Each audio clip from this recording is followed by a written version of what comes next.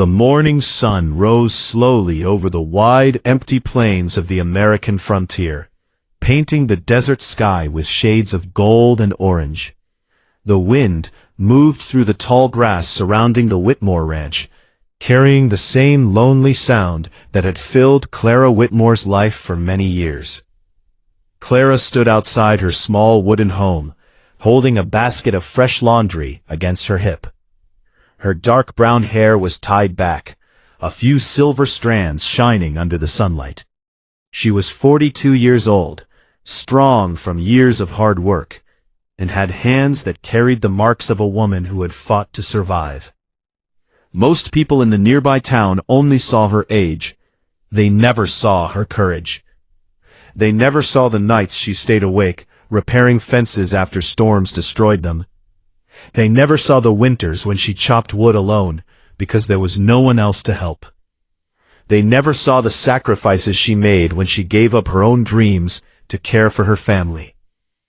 To them, Clara Whitmore was simply the woman who was left behind. Years earlier, Clara had dreamed of having a family of her own. She imagined a husband who would ride beside her, children running through the fields, and a home filled with laughter. But life had taken a different path. Her father became sick, and Clara stayed to care for him. After he passed, she remained on the ranch to keep it from being sold. Her younger brothers left for better opportunities, promising they would return someday. They never did. One by one, the people Clara loved disappeared from her life. And slowly, the town began to believe Clara's story was already over.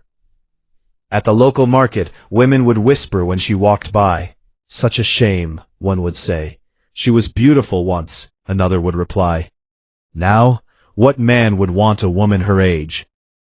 Those words hurt more than Clara admitted. She would smile politely, pretend she didn't hear, and continue buying supplies for the ranch. But deep inside, each comment left a small wound. She wondered if maybe they were right. Maybe love was something meant only for younger women. Maybe her chance had passed. But Clara refused to let bitterness take over her heart. She still helped neighbors when they were sick. She still fed hungry travelers who passed by her land. She still believed that kindness mattered, even if nobody noticed. That was the kind of woman she was. And that was why fate brought someone unexpected to her doorstep. It happened on a cold evening when the sky was turning dark and a storm was moving across the valley. Clara was locking the barn when she heard something unusual. A horse. At first, she thought it was a traveler passing by. But then she heard the sound of someone falling. Her instincts took over. She grabbed a lantern and walked toward the edge of her property. There, hidden near the trees, she found a man lying beside a tired horse. He was injured. His clothing was torn, and his breathing was heavy. A rifle lay several feet away from him. Clara froze for a moment. She knew exactly who he was. An Apache warrior. The stories told in town had always been filled with fear. They said Apache warriors were dangerous. They said they could not be trusted. But as Clara looked at the wounded man in front of her, she did not see a threat. She saw someone in pain. She saw someone who needed help. The warrior slowly opened his eyes. His hand moved toward the knife near his belt, but his strength was gone. Clara raised her hands. "I'm not here to hurt you," she said softly. The man studied her carefully. Most people would have run. Most people would have called for help. But Clara stepped closer. "My name is Clara Whitmore, and if you stay out here, you won't survive the night." The warrior said nothing. He only watched her. Because he had spent his entire life surrounded by people who judged him before knowing him. But this woman was different. She saw a wounded man, not an enemy. With great effort, Clara helped him onto her horse and brought him back to her ranch. She cleaned his wounds, gave him water, and made a place for him to rest. She had no idea who he truly was. She had no idea that the man she saved would change her life forever. The warrior's name was Nashoba. a man feared across the frontier, a man who had survived battles, betrayal, and loss. But as he lay inside Clara's humble home, he experienced something he had not felt in years: peace. And Clara, the woman everyone believed was too old to find love, had no idea that the stranger she rescued would become the first person to truly see her. Not her age, not her past, not the things she had lost, but the woman she had always been. For 3 days, the wounded Apache warrior remained inside Clara Whitmore's small ranch house, recovering from his injuries. The first morning after she found him, Clara expected him to leave. She thought a man like him would never want to stay under the roof of a woman he barely knew. But Nashoba could barely stand. The wound on his side was deep, and the fever that followed had weakened him more than he wanted to admit. Clara did not ask questions.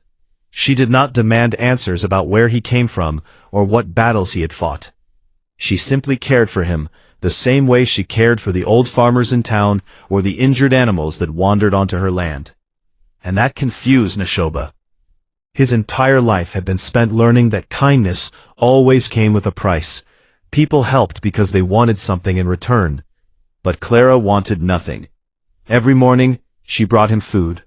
Every evening, she changed his bandages. When he apologized for causing trouble, she only smiled. "You were hurt," she said. "Helping someone who is hurt is not trouble." Those words stayed in his mind. Nashoba had met many people in his life. He had known warriors who were brave and enemies who were cruel. But he had never met someone like Clara. She was not loud. She did not try to prove her strength. She simply carried it. One afternoon, Nashoba watched her repairing a broken fence outside the house. The sun was hot, and the work was difficult, but Clara moved with determination. "You do this alone?" he asked when she returned. Clara looked at him. "Most things." Nashoba studied her face. "Why?" She looked away for a moment. "Because there was nobody else." Those words revealed more than she intended. Nashoba began to understand. The woman everyone ignored had spent years carrying the weight of the world by herself. That evening, while sitting near the fire, Nashoba noticed a small wooden box on the shelf. Inside were old letters and a faded photograph. "You lost someone," he said. Clara looked at the photograph. "My parents, my family." Her voice became quiet. "They all had plans for their lives. I was the one who stayed behind." Nashoba nodded. He understood sacrifice. He had spent years protecting others while hiding his own pain. But there was something about Clara's sadness that was different. She was not angry at the world. She was simply tired of being forgotten. Days passed, and the two strangers slowly became friends. Nashoba learned Clara loved the sound of rain, hated thunderstorms, and secretly enjoyed singing when she thought nobody was listening. Clara learned that Nashoba was not the cold warrior everyone feared. He was a man who carried memories of battles he wished never happened. A man who protected his people because he had lost too many loved ones. The more time they spent together, the more Nashoba noticed something. Clara never complained about her life. Not once. One evening she laughed when she caught him watching her. "What?" she asked. Nashoba looked away. "You are different from what I expected." Clara smiled sadly. "Because I'm old?" The words surprised him. He had heard the pain behind them. "Who told you that?" he asked. She shrugged. "Everyone." She stared into the fire. "They say a woman has a certain time when she is worth choosing. They say after that she should accept being alone." Nashoba was silent. He looked at the woman beside him. The woman who had saved his life. The woman who had showed him compassion when others would have shown fear. Then he spoke. "Those people are blind." Clara looked at him. Nashoba continued, "I look at what those years created." His voice softened. "I see courage. I see loyalty. I see a woman who survived things that would have broken many others." Clara felt her heart tighten. Nobody had ever spoken to her that way. Then Neshoba said the words she would remember for the rest of her life. Clara, you are not too old for love. She looked down, afraid to believe him. He moved closer. Then you are just old enough for me. For the first time in many years, Clara did not feel like someone's second choice. She felt chosen. But outside the walls of the small ranch house, the world was not ready for their story. The town would soon learn that the woman they had dismissed had captured the heart of a warrior they feared. The secret between Clara Whitmore and Neshoba did not remain a secret for long. In a small frontier town, people noticed everything. They noticed when Clara started smiling more. They noticed when she no longer walked with the tired look of someone carrying the weight of the world. And they especially noticed the Apache warrior who had been staying at her ranch. At first, people were curious. Then curiosity became gossip. Then gossip became judgment. At the general store, a group of townsmen stood near the wooden counter, speaking in low voices. "Did you hear?" one man said. "That Apache is still at Clara Whitmore's place." Another man shook his head. "She must have lost her senses." The word spread quickly. The same people who had ignored Clara for years suddenly had opinions about her life. They said Neshoba was dangerous. They said Clara was foolish. They said a woman her age should know better. But what hurt Clara most was not the whispers. It was the way people looked at her, like she had done something wrong by allowing herself to be happy. One afternoon, Clara went into town to buy supplies. For the first time in years, she walked with confidence. She had changed. Not because of Neshoba, but because she finally remembered her own worth. Yet when she entered the store, the conversation stopped. A woman named Margaret, who had known Clara since childhood, looked at her with disappointment. "Clara," she said softly, "what are you doing?" Clara frowned. "Buying flour." Margaret lowered her voice. "You know what I mean." Clara understood. She looked around at the people watching her. "You mean Neshoba?" Margaret sighed. "He is not one of us." Clara held her ground. "And what does that matter?" The woman hesitated. "People are talking." Clara gave a small, sad smile. "People have been talking about me my whole life." Nobody answered, because it was true. They had talked when she was young and unmarried. They talked when she stayed behind to care for her family. They talked when she grew older, and now they talked because she finally found happiness. That evening, Clara returned home upset. Neshoba noticed immediately. "What happened?" She tried to hide it. "Nothing." But he knew better. "You are quiet." Clara looked at him. "They think I am foolish." Neshoba's expression hardened. "Because of me?" She shook her head. "No." She walked toward the window. "Because of everything. Because I am older. Because I chose something they don't understand." Neshoba stepped closer. "Do you regret saving me?" Clara turned quickly. "Never." "Do you regret knowing me?" "Never." "Then why care about their words?" Clara looked away. "Because I spent my whole life trying to be accepted." That sentence stayed with Neshoba. He understood then that Clara was not afraid of losing him. She was afraid of losing the approval she had spent years chasing. The next morning, Neshoba walked with Clara into town. People stared. Some whispered. But he did not lower his head. Neither did she. At the center of town, a man named Thomas approached them. He had once been interested in Clara years ago, but never had the courage to choose her. Now he looked at Neshoba with anger. "You really think this is going to work?" Neshoba stared at him calmly. "What matters between two people is not decided by strangers." Thomas laughed.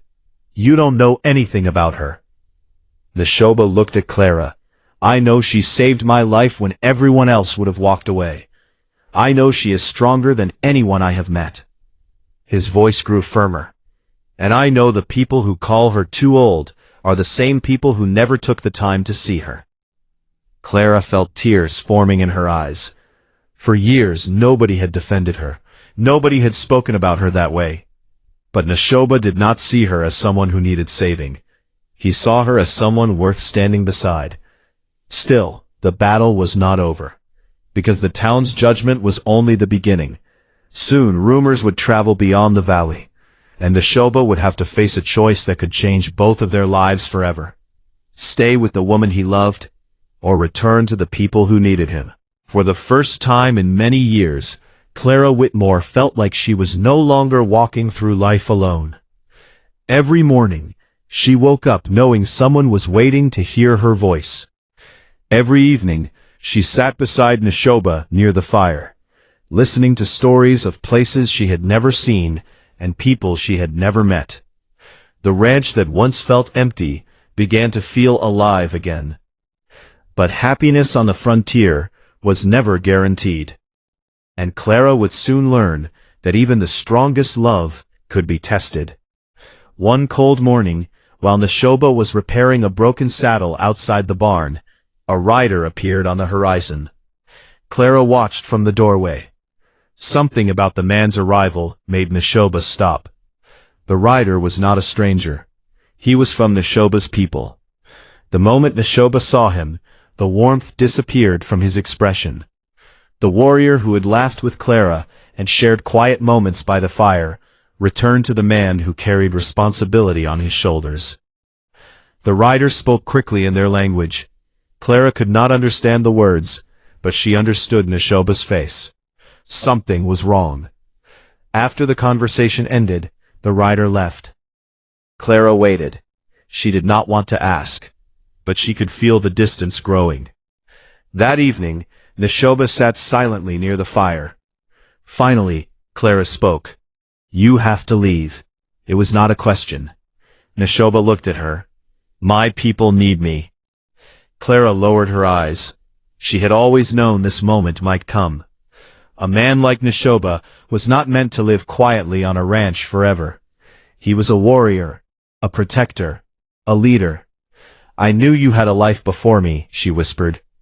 Neshoba looked at her carefully. "But I hoped." She did not want to sound selfish. Neshoba reached for her hand. "You think I am leaving because I want to?" Clara looked up. His eyes held the same pain she felt. "There is danger near my people. They need someone who knows how to protect them." She nodded slowly. "I understand." But understanding did not make it hurt less. For the first time since Neshoba arrived, Clara felt the old fear returning. The fear of losing someone. The fear that happiness was something she was only allowed to borrow. The next few days were different. Clara became quieter. She focused on work. She repaired fences, fed animals, and kept herself busy. Neshoba noticed. "You are preparing to say goodbye," he said one evening. Clara forced a smile. "I am preparing for reality." He looked at her. "Do you believe I will not return?" She did not answer. That was answer enough. Neshoba stepped closer. "Clara, why do you believe everyone leaves?" Her eyes filled with emotion. "Because everyone has." For a moment, neither of them spoke. Then Neshoba understood. Clara was not afraid of his journey. She was afraid that she was not worth coming back to. He gently touched her face. "You still do not see yourself the way I see you." She looked at him. "You are the strongest person I know." Clara shook her head. "I am just someone who survived." Neshoba smiled softly. Exactly.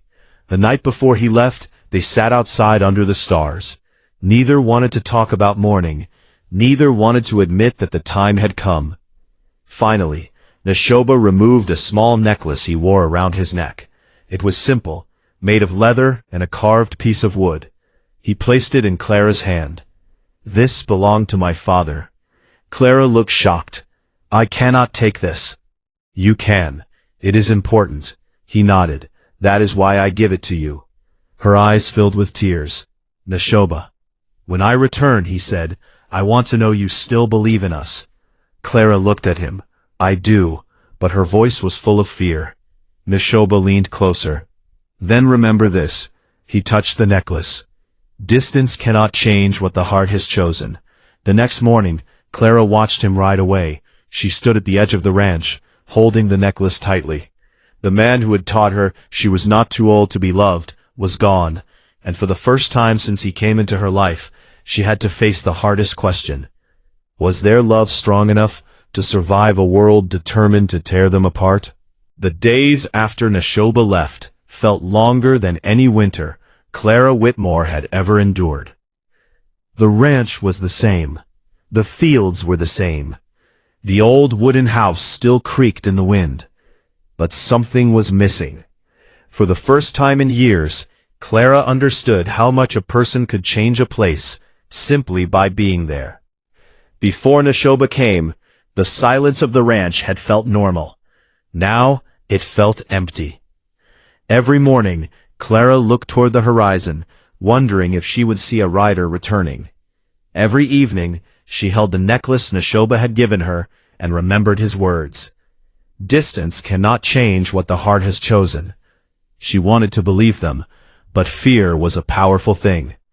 The town noticed her sadness. Some people thought it proved they were right. At the market, the whispers returned. He left her. I knew it wouldn't last. She should have known better. The same people who once said Clara would never find love now acted as if they had predicted its failure. But something inside Clara had changed. Months ago, those words would have broken her. Now they only reminded her of how wrong those people had always been. Because even if Neshoba never returned, she knew one truth. For a short time, someone had truly seen her. And that mattered. Meanwhile, far beyond the valley, Neshoba fought for his people. The danger was greater than he expected. Rival warriors had threatened his tribe, and protecting them required every skill he had learned throughout his life. But during every battle, his thoughts returned to Clara. The woman who had looked at him without fear. The woman who treated him like a man, not a legend. The woman who reminded him that strength was not only found in fighting. It was also found in choosing who you wanted to protect. After the conflict ended, Neshoba stood among his people, exhausted but victorious. Many expected him to remain. They needed him. They respected him. But Neshoba knew something important. A warrior could defend a place, but a heart could only belong somewhere. His home was no longer just the land beneath his feet. His home was the woman waiting beyond the mountains. So he made his choice. He would return. The journey back was long, but every mile brought him closer to Clara. When Neshoba finally reached the Whitmore ranch, the sun was setting. Clara was outside, repairing a fence, just like the first day he saw her. She looked up. For a moment, neither of them moved. She thought she was imagining him. Neshoba? He smiled. I told you I would return. The tools fell from her hands. She walked toward him slowly, almost afraid that if she moved too quickly, he would disappear. Then she reached him, and for the first time in months, Clara allowed herself to believe. You came back, she whispered. I always planned to. She looked at him with tears in her eyes. But you had a duty. He nodded. And now I have another. Clara looked confused. Neshoba took her hand. My duty to my people made me a warrior. He looked into her eyes. But loving you reminded me why I fight. Before Clara could answer, Neshoba rode with her into town. Everyone saw. The woman they had mocked was standing beside the man they thought would never choose her. The town became silent. The same people who had questioned Clara now watched as Neshoba stood proudly beside her. At the center of town, Neshoba spoke. I heard people say Clara was too old to find love. Nobody moved. They said her best days were behind her. He looked at Clara, but they were wrong. His voice carried across the street. She has more courage than anyone I have known. More kindness. More strength. Clara felt tears in her eyes. Neshoba continued. A person's value is not measured by the years behind them. He held her hand. It is measured by the heart they carry. The people who once laughed had nothing to say, because the truth was standing right in front of them. Clara Whitmore had not been forgotten. She had not been too late. She had simply been waiting for the one person who would recognize her worth. And Neshoba had not returned because he felt sorry for her. He returned because she was the only place where his heart felt at peace. The people of the frontier had a habit of remembering battles, victories, and famous names. But years later, they would remember something else. They would remember Clara Whitmore and Neshoba. Not because their story was easy, not because everyone approved, but because their love proved something the world had forgotten. A heart does not have an expiration date. After Neshoba returned, life at the Whitmore Ranch changed forever. The same land that once felt lonely became a place filled with laughter, conversation, and warmth. Neighbors who once whispered about Clara slowly began to see the truth. She had not changed. She was still the same woman who helped the sick, cared for animals, and opened her door to those in need. The only difference was that now she no longer carried her burdens alone. Neshoba helped rebuild the ranch, but Clara helped rebuild something inside him. Before her, he had believed his life was only about duty, protecting others, fighting enemies, carrying the weight of his past. But Clara showed him that peace was not weakness. Love was not a distraction, and happiness was not something a warrior had to earn after suffering. It was something he was allowed to have. One evening, as they sat outside watching the sunset, Neshoba looked at Clara. "You know something?" She smiled. "What?" "When I first came here, I thought I was the one who needed saving." Clara laughed softly. "And now?" He looked at her. "Now I know we saved each other." Those words stayed with her, because for most of her life, Clara believed she was the forgotten one, the woman who arrived too late, the woman who missed her chance. But Neshoba showed her something important. Too late. She was simply waiting for the right person to see her. Months later, Clara and Neshoba married quietly beneath the open sky. There was no grand celebration, no wealthy guests, no perfect storybook moment. Just the two people who had found each other when neither expected it. The town watched as the woman they once pitied became the happiest person among them. Some apologized. Some admitted they had been wrong.